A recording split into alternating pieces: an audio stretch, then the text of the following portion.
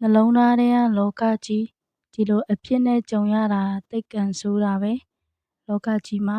တင်မြင်တွေ့ခဲ့တာတွေတိုင်းကအမှန်တရားမဖြစ်နိုင်ဘူးတချို့ကတင်ထင်မြင်ချက်တွေတာဖြစ်တယ်ဥပမာအနေနဲ့ပြောရရင်တနေ့မှာလမ်းကြားထဲကနေရုတ်တရက်ပြေးထွက်လာတဲ့ခွေးတစ်ကောင်ကတင့်ကိုတိုက်မိမတက်ဖြစ်ခဲ့လို့တင်လန့်ဖြတ်သွားတယ်ဆိုပါစို့အဲ့ဒီအချိန်မှာတင်းရဲ့အတွေ့ကဒီခွေးဆုပ်ငါ့ကိုကိုက်မိတဲ့ဝင်ဆိုပြီးဒီနေ့ကမကောင်းဘူးလို့တင်းထင်လိမ့်မယ်။အဲ့ဒီအခါမှာတင်းစိတ်ခံစားချက်ကလည်းကောင်းတော့မှမဟုတ်ဘူး။တကယ်လို့တင်းသာတော်သေးတယ်။ရုတ်တရက်ထွက်လာတာကားတစ်စီးမဟုတ်ပဲခွေးတစ်ကောင်ဖြစ်နေလို့တွေးမိခဲ့ရင်တင်းကိုတင်းဒီနေ့ကမကောင်းဘူးလို့ထင်တော့မှမဟုတ်ပဲဒီနေ့ကံကောင်းတယ်လို့ပဲထင်မိလိမ့်မယ်။တူညီတဲ့အဖြစ်အပျက်မှာမတူညီတဲ့ခံစားချက်နဲ့ခံစားကြည့်တော့မတူတဲ့အဖြေကိုရတယ်။အကြောင်းကကိစ္စတစ်ခုအပေါ်ကြည့်တဲ့ကျွန်တော်တို့ရဲ့ထင်မြင်ယူဆချက်ပေါ်မူတည်နေလို့ဖြစ်တယ်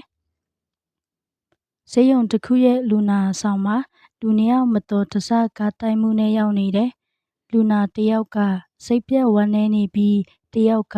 ပြုံးရွှင်တည်ငြိမ်နေတယ်။ဒီလိုအဖြစ်နဲ့ကြုံရတာသိပ်ကံဆိုးတာပဲလို့မကြာခဏညှိတွားနေတယ်။ကျန်တစ်ယောက်က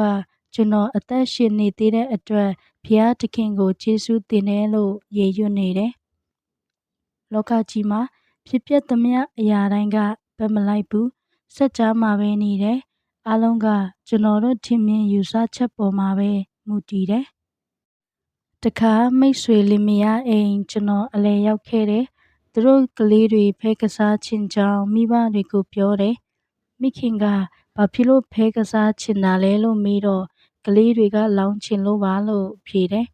။မိခင်ရဲ့မျက်နှာညိုမဲသွားတာကိုကျွန်တော်တတိထားလိုက်မိတယ်။လောင်းကစားဆိုတာကလေးတွေအတွက်မကောင်းဘူးဆိုတာကိုသူသိလို့ဖြစ်တယ်။ဒါပေမဲ့တအောင့်နေတော့သူစိတ်က180ဒီဂရီပြောင်းသွားတယ်။ပြီးတော့ပြုံးပြုံးလေးနဲ့ဒီအကြံမစိုးဘူးမင်းတို့ကင်းကနန်းတင်ချတွေကိုပိုနားလေစေတာပေါ့လို့ပြောတယ်။ထင်မြင်ချက်ပြောင်းတာနဲ့ခံစားချက်ပါလိုက်ပြောင်းသွားတယ်။တခြားလူရဲ့အပြုအမူတချို့စကားတချို့ကကိုထိခိုက်စေတယ်ဆိုတဲ့အစွဲလေးတစ်ခုလူတိုင်းမှာရှိကြတယ်။တကယ်တော့သူတို့ပြောတဲ့စကားသူတို့လုပ်တဲ့အပြုအမူကကိုအတွက်ကောင်းတယ်ဆိုတယ်ကိုပျော်စေတယ်ဝမ်းနည်းစေတယ်စတာတွေကကိုထင်မြင်ချက်ပေါ်လိုက်ပြီးပြောင်းသွားတာဖြစ်တယ်။တခါကအဖွားအိုတူဦးဟာအိမ်ကိုတောနဲ့မောနဲ့ပြန်လာတယ်။အကြောင်းစုံကိုသမီးမေးတော့အဖွားအိုကဒေါသတကြီးနဲ့ကားပေါ်ကလူတွေကဒီလောက်အသက်ကြီးတဲ့အမေကိုထိုင်ခုံဖဲ့မပေးကြဘူးလို့ပြောတယ်